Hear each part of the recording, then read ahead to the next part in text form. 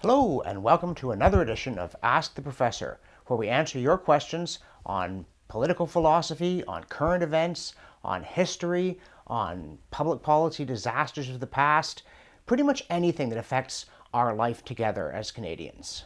And today we have a question that we briefly touched on a little while ago, about 2 weeks ago, about the idea that, and this is a question that comes back often, so that's why I'm going to ask it again and to elaborate on this. The question of, there are people in our society that are net contributors to the system, right? Their taxes, they're employed, they make money, they pay taxes, and they pay the benefits, and they almost never collect anything. They don't collect DI or anything like that, except maybe for old age pension. And then there are people who, for one reason or another, are mostly net beneficiaries of the state. And why not? Because I know you said no, this would not be a legitimate thing to do. Why not grant the people who are net contributors to the system more of a say into how our affairs are run than those that are net beneficiaries? First of all, and I don't want to stop here, but I want to start here, it would be a public relations disaster. In the modern era, it would be portrayed as having sold the political favors of the state, and that would make it a non-starter. It has been done in the past. At various times in the past, there have been property qualifications to hold office on the grounds that people who had not accumulated anything had no responsible stake in society and also were feckless ne'er-do-wells. And there have been at times property qualifications to vote. But there is, I think, a deeper reason than mere public relations why we don't want to go back to that system. And that is that it is a really fundamental principle that we should all be equal before the law. We are all in this together, other than those who have not yet attained the age of majority, those who are incarcerated for crime they have committed, or those who have been properly and duly deemed of unsound mind. And so when it comes to decisions like should the society go to war, what level of taxation is appropriate to foster prosperity? Is a given person in office fit or unfit to hold the power they hold? It isn't a situation where those who are better off are better able to judge or more morally qualified to judge than their fellows. Now, when I say that, I can see there's a very major problem when you get a system where demagogues pandering to the masses, and I'm not ashamed to say that this happens a lot, have created a tax structure in which a substantial minority or even a majority put in almost nothing. Certainly by this point, a majority of Canadians who are eligible voters are net recipients of benefits from the state. And that does create a dynamic, it might seem, where all the state will do is plunder, plunder, plunder. But at some point, these people are capable of being rationally persuaded that government is so big that the private sector is being crushed and therefore they are being denied opportunities. That it's not in their interest to vote themselves largesse from the state. It isn't an easy thing to do, but it can be done. And this means the fundamental problem here is actually one of character.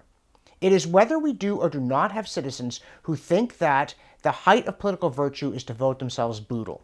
Because if they do, you're never going to hold them back. No constitution, no political platform can possibly stop people from emptying the treasury into their own pockets if they don't see anything wrong with doing it. So the way we stop this is to work upon people's idea of what makes for a virtuous citizen, including being unashamed to say a citizen needs to be virtuous. Virtue is not the unique province of the rich, nor indeed the unique province of the poor, as some political parties seem to think. It is more or less randomly distributed. And so we want to have everybody having an equal say in the affairs of government, but we want them all doing it from a position where they take a clear view of what's really in their own long-term best interest and where they don't think it's all about me. If we get that, we don't need to limit the franchise to those with property. And if we don't get it, it won't help to do it because they really will do exactly what everybody's in danger of doing now, and that's resort to the politics of plunder just on behalf of the rich. And if there's any group who shouldn't be looting the state, and any group who at the moment are actually fairly well placed to do it, it's those who are already better off. Okay, so that sounds very good. Everybody should be better and more virtuous, but I'm not sure that that was really a plan on how to achieve that. How do you do that? It's the same way you make people more virtuous in any sphere. It's not easy, but nobody said it would be easy. You have to appeal to people's better nature, to expect more of them, to say, you're better than this. As G.K. Chesterton once pointed out, humans are different than all other animals. You would never say to a whale, be a whale about this. But you will say to a fellow human being, be a man about this. You use the term humane to encourage people to be nicer. You never say to an alligator, that's not very alligatorial. So we are open to these appeals. But sometimes the times are against you. I mean, let's face it, cultural decay is not a new phenomenon.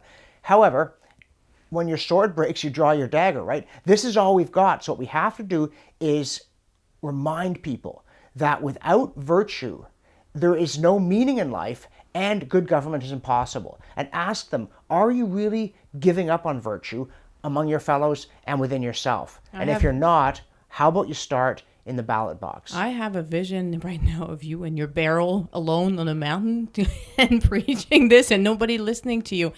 I like what you say. I like the sound of it. I'm just worried that we're a little bit preaching in the desert. But you think that's the way to do it, and you want to do this, I take it. Yeah, I mean, I remind you of Chesterton's Ballad of White Horse, right? All I have for your comfort is that the sea grows higher and the sky grows darker. It's hard work worth doing, and let's do it and not complain, because times have certainly been worse in the past. They may well be worse again in the future. Yeah, it's an appalling task. Welcome to the human existence. Let's go try and do it with a smile. And good luck while you do this. All right, well, thanks for that. Folks, if you want to play along, the URL that will give you all the information about how to ask your question is on your screen right now. Thanks, and see you next time.